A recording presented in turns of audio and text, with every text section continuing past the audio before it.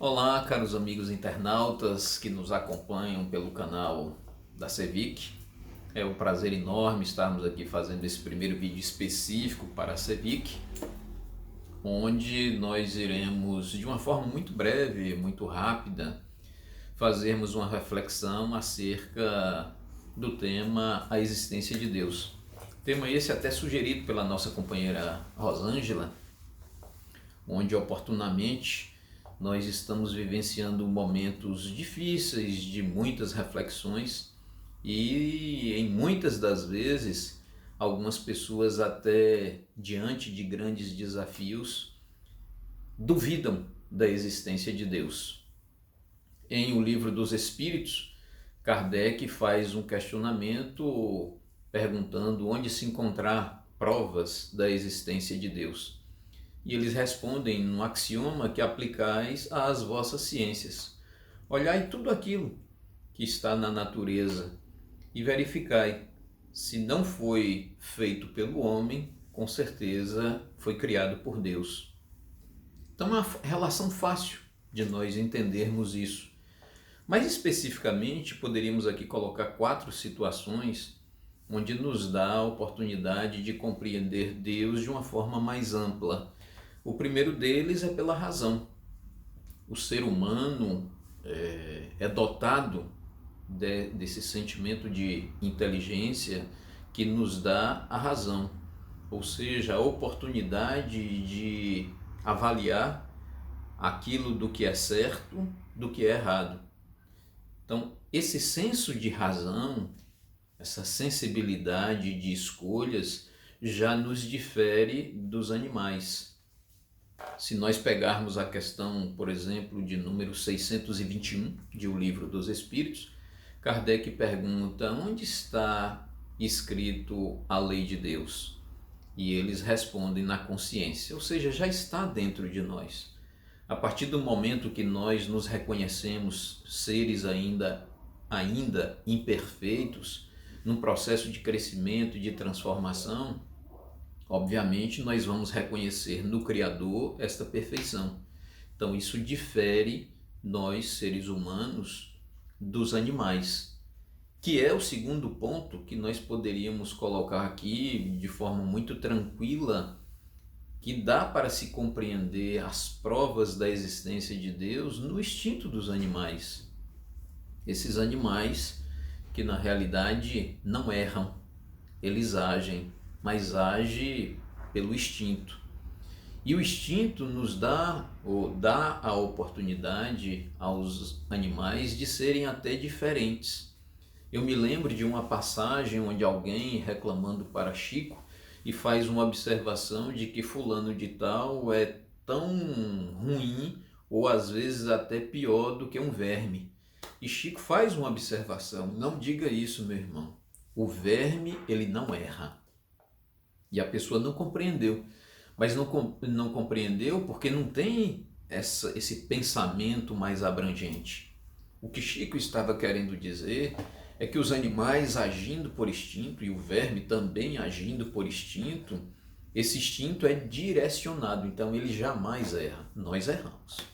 Nós às vezes temos opções de escolhas equivocadas, já o verme não erra. Então o próprio instinto do animal de sobrevivência, de reprodução, é algo assim fantástico. Aqui de uma forma bem objetiva, bem rápida, se nós fôssemos falar aqui sobre o João de Barro, um construtor, concorrente nosso, já que lidamos aí na área da engenharia, constrói casas maravilhosamente bem. Quem ensinou isso? Tem alguém? Será que o João de Barro passou por uma faculdade? O instinto das vespas de, ao procriar, colocar ali os seus óvulos, esses óvulos eclodirem e os filhotes precisam crescer, mas a vespa, sempre que reproduz, ela morre. Então os óvulos, eles têm que germinar, eclodir, e as vespas têm que dar continuidade. Então a vespa mãe deixa o alimento normalmente é um gafanhoto, que está ali inoculado com a quantidade de veneno, ele não morre, mas ele está ali para servir de alimento para aquelas novas vespas, as vespinhas que vão nascer. E elas nascem e instintivamente elas começam a comer a ponta das patas, a ponta das asas, mas não come a cabeça do gafanhoto. Mas quem explicou isso? Então isso dá para a gente perceber a existência de Deus até no instinto dos animais. E dois muito mais próximos de nós.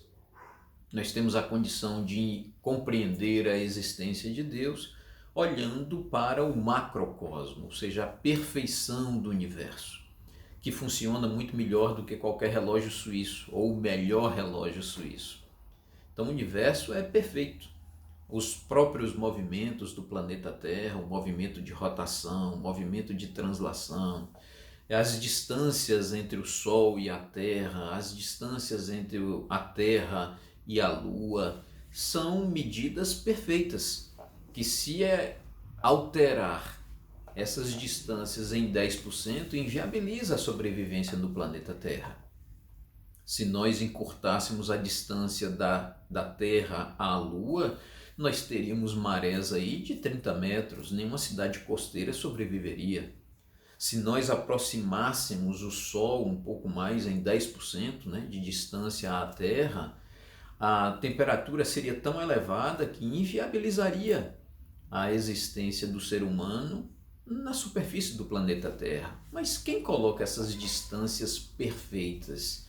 Será que foi o acaso, uma grande explosão? Não. Na realidade, tem um Criador que organiza todo esse processo. Nenhum sistema ele bate com outro sistema, nenhuma galáxia choca-se com outra galáxia. Funciona tudo de forma muito harmônica. Então, isso não é feito pelo acaso, tem a mão do Criador. E o último ponto que nós colocaríamos aqui para encerrar essa nossa participação, essas provas da existência de Deus nós vamos encontrar no microcosmo, ou seja, no interior de nós mesmos, naquilo que é invisível aos nossos olhos.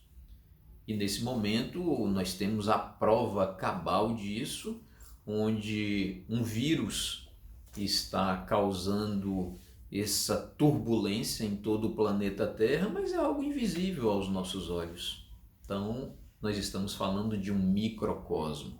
Olhando para o corpo humano, essa parte interna, nós temos as células da nossa defesa imunológica que, na grande maioria das vezes, age sem nós mandarmos. Se nós estivéssemos aqui, por exemplo, contraído uma espécie de vírus ou uma bactéria, que todos nós trazemos, as nossas células da defesa imunológica, elas agem. Não precisa eu estar mandando.